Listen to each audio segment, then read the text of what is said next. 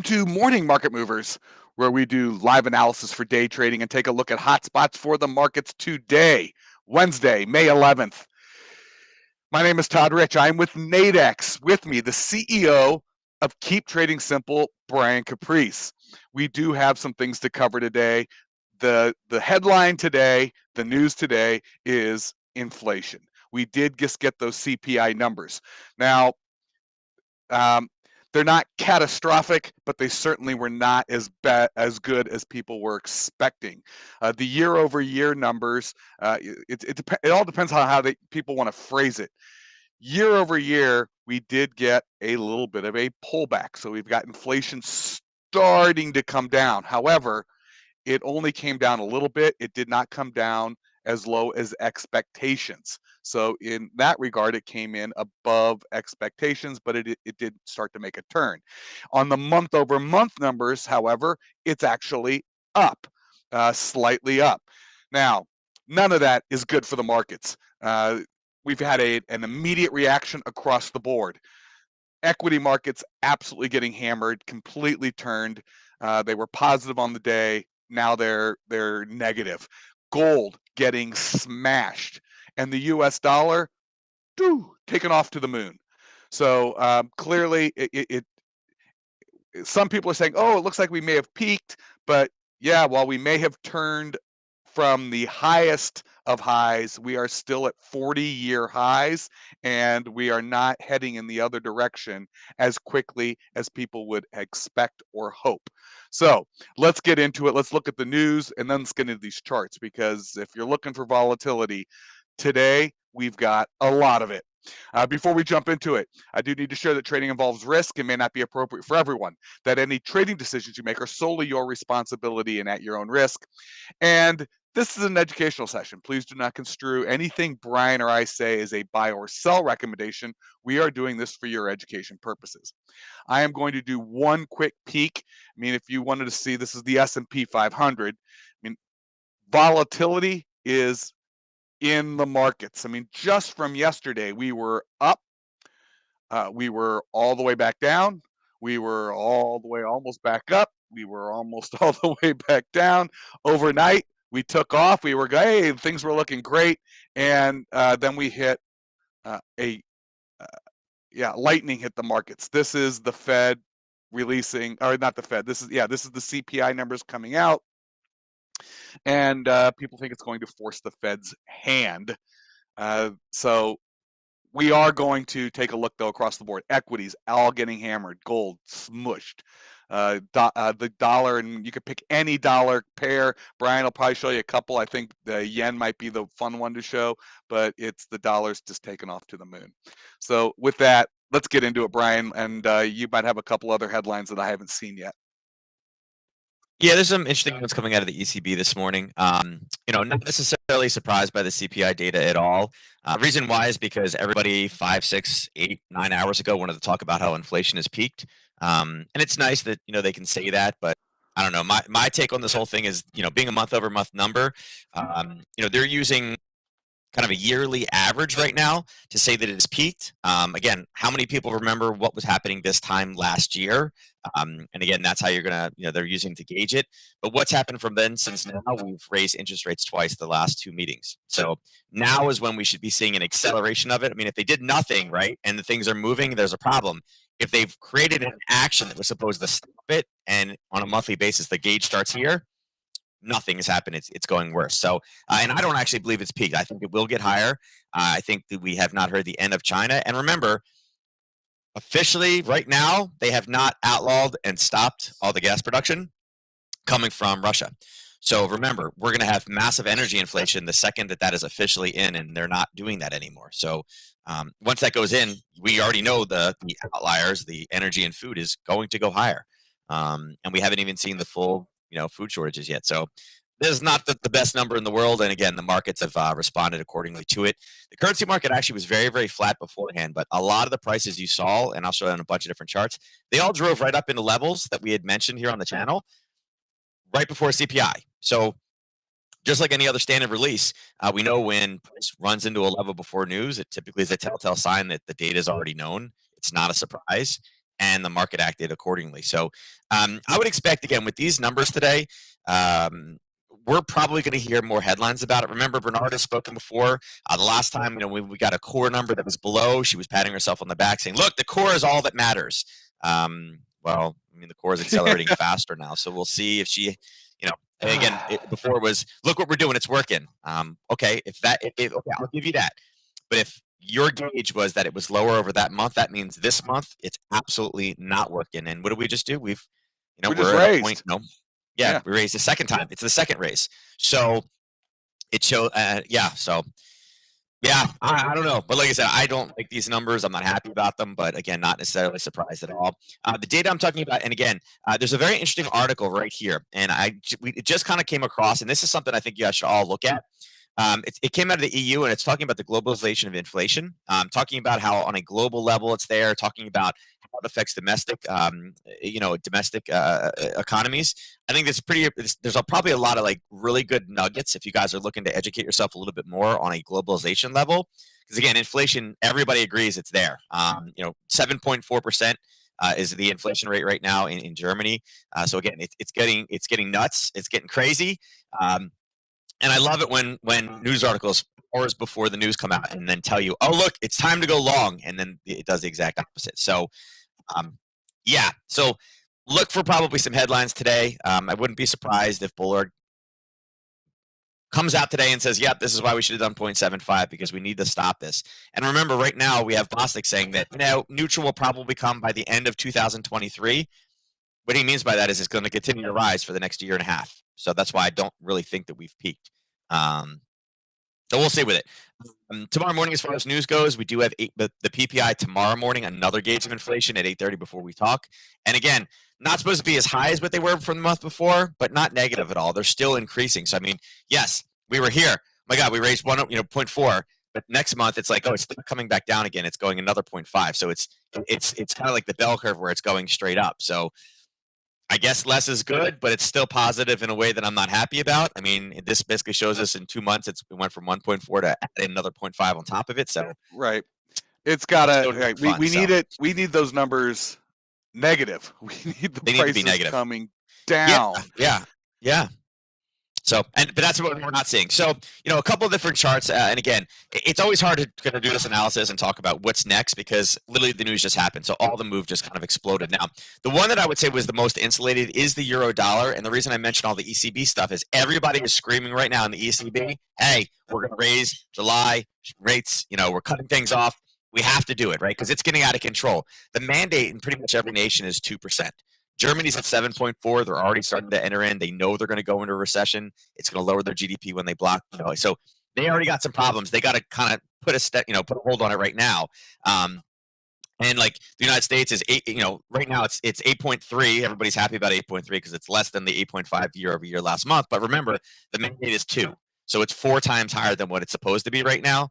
Like I said, when you guys have your and again, if you don't believe me.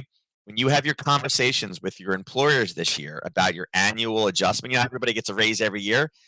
If it's anything less than 8%, you're losing money. So you need to go in there and say, hey, listen, the year-over-year inflation rate is 8.5%. Right. You're going to give me a 2% cost of living adjustment. You need to kick that one up and then see what your employer says about it. So that's kind of what we're looking at, right, with it. So, but a couple of the other ones, again, I wanted to cover dollar yen. So dollar yen, we mentioned that 130 is kind of like a magical number. And yesterday, in both sessions, we talked about how, again, 130 had been chopped through, so we couldn't take any long opportunities, but we were looking at 129.68. If you don't believe me, go back and watch all the recordings. We've been talking about this. If I extend this across, you guys can see exactly what it ran into. There's your explosion off of it. Now, this is one of those ones. It actually hit at 5 o'clock in the morning, but the Europeans did nothing but send it down. It took a little bit of a bounce. And again, whether you took the zone by itself or you took the confirmation, it came up at base and pulled back again. It literally drove right into there before news and then exploded. So I always get asked these questions after the fact, like, how did you know it was going to do that? The answer was I didn't know it was going to do that, right? I don't have a crystal ball. I can't see the future. But scenarios like this, I'm using past price action, combining it with other strategies where people are going to do things. This one, it ended up going 2 hours early, but the end result was exactly the same. It blew off of that. So again, seeing this kind of pre-movement down is always great before a major news release, especially with something like CPI. Now, the reason I wanted to bring it up is there is 2 levels, okay? There's a 31.19 at top, and again, this is kind of the full extension of that fib. There's also a level right here, and I like the way that it's drawn. It is kind of at a, again, if we draw from the top down, you guys can see that it is right around the 61.8. So there is some reason to sell it here. The problem with this one is, again, inflation, interest rates, those tend to be fundamental changes in the market. But as of right now, if you remove all the fundamental factors, all the opinions, everything out there, and if you are a purely 100%, not 99.9, if you're purely a 100% technical trader, this is a parabolic retracement setup. Now, it is a little bit iffy because, again, we are getting close to the retail trader kind of step in at 9:30. But right now, with an explosion forward like this into an area that, again, on a more near term, right, it is a 61.8. There are sellers there. They have been not really confirmed, but we know that they've been in the past. They kind of halted it. Question is do you take the rollover? And again, a true parabolic retracement move will bring this all the way back down here to 129.93. Now, I'm going to say this. There could be a comment that comes out that they're saying, yes, although we're disappointed in the inflation number, we believe that everything we have is working, that this is just kind of a one-time blip, that the 0.5 hasn't had an opportunity to work yet. But we're going to stay with the 0.5. Maybe even we'll go to 0.25 because, again, 0.75 is off the table. That's a very weak dollar statement that would send it right back down again. So, yeah. And again, they're trying to, I don't want to say price stability because it's not their main job, but they like price stability. So wouldn't necessarily be surprised for those of you that are a little bit more aggressive. Again, it's after the news right now. So a lot of the volatility has been sucked out of contracts. Could you grab like a small 2 hour? I mean, we are approaching that 9 o'clock. Could you look for something like a 9 to 11 2 hour? Sure. Because remember, every retail trader and their mother right now is going to be like, hey, listen, this is what we got to do, right? This is like Bitcoin at 68,000. Everybody had to buy it, right? Because it was the best thing ever because it was going to 100, right? So when everybody does this, this is a parabolic move, and then again, they tend to retrace. So, again, it's the original trade we talked about the last couple of days. It's done. We've punched up. There is another level here. It is at a level where, again, we know it's a 61.8 pullback. We do know that it is a prior level, and again, you can see that it is significant. There's of the big draw, it was the 23 on the pullback. It held a little bit, but we know there was a level in there anyway. So watch out for that one. Pound dollar. Okay. Pound dollar is another one we've been following this week. We've talked about how it's been in the channel. We mentioned that 123.85 and 122.53 were the important ones. Again, the blue one I mentioned what this was yesterday. This was a knockout. It's obviously over at this point. But if you continue this across, again, 5:30 this morning, we talked about a European reversal time, 10:30, 5:30. Europeans sent it right up into a level. And look at that. The Europeans magically reversed it, continued it down. It pulled up right here, right before news. And then when the news came out, this one dropped 85 pips instantaneously. But it dropped 85 pips, but it already kind of did what? It already rolled off a zone. It gave you a pullback. And remember, we sell on the pullbacks and right down. So again, another one of those ones. I would say look for the 122.53 area, for a potential reversal this morning. Just because, again, they are going to want to take profits from this one, but it is more of it's not a true fundamental change because it's not the interest rate change. It's just the inflation that drives it. Yep. The expectations of the Fed making a move. It's the expectation. Yep. Now, here's the Aussie dollar. Again, we bounced off that lower level before. We were talking about if we could get a base over here and then have the CPI number come out. It didn't. It actually rallied back up again. And all it did was go back up and got a better price to go in. Dollar Swiss also came back down. We talked about a contract here, and it kind of went down to the same level, did the same thing. Looking at the overnight, you're like, no, you're going away from parity, right? Well, this drove it right back up again, and we're within 50 pips. So they're all kind of the same type setup. Dollar CAD is another one. We talked about this level that we ground through. Yeah. And all it did, guys, it did the same thing. In the overnight, it went right back down again. It literally sat and was waiting on top of that zone. And again, we talked about this, how old becomes new, particularly with supply and demand. It already been confirmed, so we knew it was good. And that was like riding along the top before news. And it's like, okay, so what could happen? Well, if they mess up CPI. And even with the dollar CAD, 85 pips instantaneously. So again, will there be a retracement? This one probably has the potential to do it. Kind of sitting in this level right here. But remember, this one is also associated with oil a little bit, and oil is back up to the 102.58 range. So a lot of kind of retracement out there. Obviously, gold and silver, both of them got kind of hammered on this one. Again, gold kind of came up, and it was kind of stabilizing right above the 23.6. But keep mentioning this again. Every time gold rallies up again, look for an opportunity chance to sell it. To sell. I mean, I keep saying it. I mean, it's like here, here, and again, this is quite a large drop. This is what, 20 something dollars in a fraction of a minute. If you want to see like an identical mirror chart, silver looks exactly the same, and this was that old level we talked about, but it's the same thing, right? It rallied up, it was waiting for that data to come out, and then boom, an immediate crunch back down. By the way, we talked about getting down to potentially 21. Like we talked about this black line, 2150 is our first target. You see how it came down yesterday and then just stuck on the 2150? It just shows you how psychological these numbers are for the human brain. And then we did get down, and we got down to 2115. We knew we had buyers coming at 2111, but man, if we get some headlines, we could get down to 21. Like I said, my goal for this week is 21 on this one.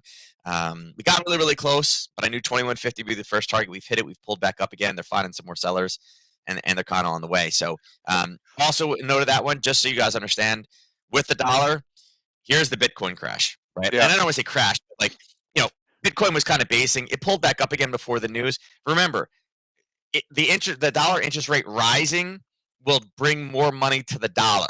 And it's not just like individual investors. It's not just you and I. Large banks and institutions are like, wait a second, if I park my money over there, I'm making how much? How much is it making in my account right now? Yeah. Okay, gotcha. We're going to put it there because it's guaranteed money, right? It's, federal deposits are guaranteed. They're getting that interest rate. It's guaranteed money for them. So it will bring more big money in. And as soon as that came out, they're like, yeah, they're going to raise. They're definitely doing it again. Maybe even more than we thought. Again, Bitcoin down 5.6%, Ethereum down 7.5%. The charts look exactly the same. Dogecoin, it's pulling back right now. It's down 18%. It's down at 8 cents. And normally, I mean, look at this one. We're normally talking about 14 cents. I mean, thankfully, it's pulling back. It made it all the way down to 7 cents. It didn't break through. It was 7 cents and 0.08 of a penny after that. But 18% down. And again, it goes back to, money in the dollar is, guaranteed when it's in a bank. And again, we've broken through that 104. Indices obviously don't like it. Yeah, let's see the matter. indices because I definitely want to do the indices before we call it a day. Yeah, I mean, we pulled down yesterday. We talked about that level. It rallied back off. Again, aggressive entries on this one. You would have been looking for entries right here. And again, all it did was it did the same thing. It based. That was the last time that we had a big driving force down. The news absolutely shot it down. I would say none of the data today is beneficial for the indices. We had talked about a break below looking for 39.26. Again, it looks just like all the other charts. It was basing, holding in an area, waiting to sell. We missed this one by a little tiny bit, but again, that would have been the aggressive entry for news. You wanted to take that one. I think that this probably has a bit more negativity. There's probably a little bit of a retracement as everybody tries to sell it at the open. I guess, we could take this on a 15 and really kind of see where are they going to kind of try to snipe this one at. Yeah, they're going to snipe it. Let's see. Yeah, probably right there. Whoops. They're probably going to attempt to snipe this one, and magically on 5 minute, you can see that there was a drop, a pullback, and then a push down again. The way that we draw it, it just happens to be the 23.6. So there will definitely be fib traders looking at that level saying, oh, if we can get there at 9:30 in 30 minutes, sell, right? That'll be a big technical level to sell from. NQ, it looks exactly the same. And by the way, the zone that we had marked off yesterday that we had 2 other entries, there's your entry again. It was sitting in that level at news, immediately pushed down, went all the way down to the other level. And again, we had a Harry Potter trade set up at 12.102. Kind of the same thing. If we get a pullback, again, any type of a push below and pull, again, I think 11,799 could be on the cards for today.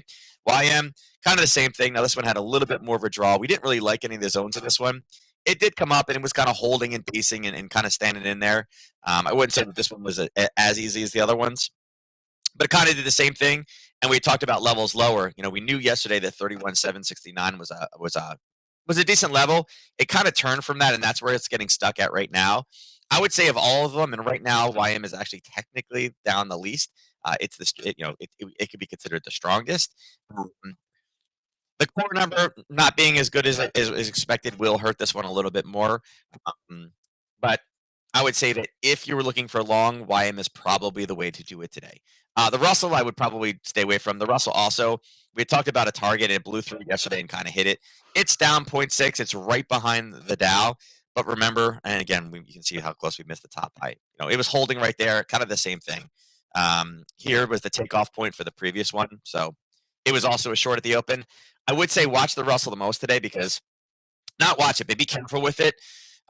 Again, they mention anything about rising. I mean, they're going to try to put whatever positive spin as possible, but the reality is, if it's continuing to rise, they're going to have to raise it more, maybe at a faster pace. That will eventually Oh, hurt the Russell the most. So, the most. Yeah, for sure. The smaller businesses. yeah, the smaller businesses. So, it's a hard one. And then again, it is 9:05, so I do want to get rolling. But if you guys do want to see a little bit more education today, there is an article. It is over here about the craziest charts right now. The 15 craziest charts. I mean, it's just unbelievable. The pandemic stocks taken to the woodshed, housing stocks all the way down, Russell stocks, in a depression. It shows you new highs. There's some crazy ones in here. Bonds. Look at the bond here. Bloomberg's bond aggregate down 10% for the year. So again, flight to safety is hard. PIMCO down 39%. And again, PIMCO is like the one that everybody has. Value stocks. Where was the other one? Fintech is getting routed. Big tech. The bizarre economy is an interesting one too. Housing, we can't finish houses. Housing starts versus completed. Look at the mortgage rates are going nuts. Mortgage rates started off the year at 2.5. Now they're at 5.1. And we just started the interest rate rising cycle. Yep. So, we talk about things that lead us into a recession. If you guys remember the last one, the housing bubble, it was like, holy crap, we can't afford these things. We can't make the payments. Things aren't going up. You don't have a whole lot of motivation to refi now. Back here when it was even below 3, yeah, I could refi. I can save some money, right? Because historically it's low. Now that it's doubled, do you think anybody's really doing refis? Probably and not really, and unless they and have. they and those rates can go higher. I mean, I Mhm. my first mortgage I was in think the they will. I teens, think we'll go higher. Yeah. and I was flabbergasted that I could lock in a 30-year mortgage at lower than 3%, and people thought we were going to have free money forever, and it just Mhm. simply doesn't work that way. Mhm. So that money, And that flow of money, it can't. They've got to stop it. mhm. So Yep. a real challenge of the Yep. Fed to do that and not completely implode the economy. Yeah, like I said, it's a hard time. They got a very, very difficult job. I mean, I make fun of them all the time, but it is a very difficult job that they have. Unfortunately, if you think about, and again, this is kind of one of these kind of things to think about.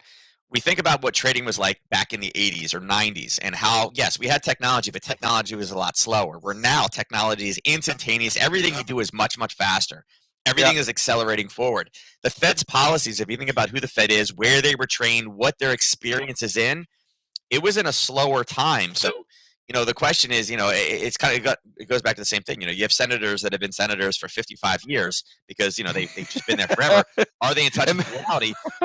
The policies and things that they're doing, they've never dealt with something like this before. I mean, they're doing their best with it, but again, yeah, they're like, well, we don't want to shock it. We're looking for gradual. I mean, that whole transitory thing, they were completely wrong on that. Again, it's one of these things of being so slow, but what is the overall damage of what we're going to see from this? I mean, the we got pandemic, we've never people had it before. making It's hard. decisions.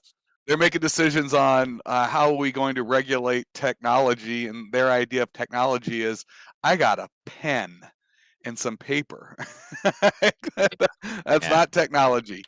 I just got a fax machine in my office, Yeah, so and that's what's hard. So I mean, their job is difficult, but unfortunately, I feel like they are so lagged behind, and we again, that's why I'm such a big fan of Boyd because he's literally called this every single time, and it's Yeah, hard because Jamie Dimon's calling it. So I feel like they are going to have to make some changes, they're very they're very gonna have to fast. ramp So up. They're gonna have to ramp up. We see it coming. We yep, know yep, the Diamond called it. He called it 9 months ago. mhm, So yeah, we yep, were talking about that 9 months ago. All right. yep. Well, with that, we did go a little long today, but there is everything that's moving. I mean, that was a surprise CPI number.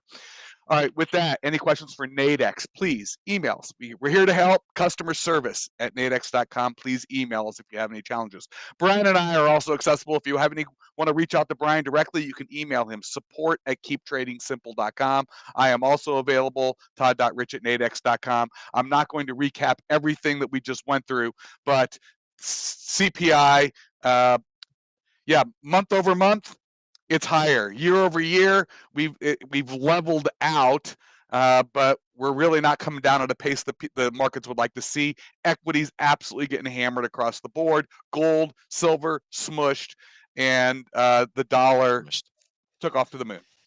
Brian and I will be back tomorrow morning. Until then, uh, good luck in the markets all. We will catch you tomorrow. Thanks for joining.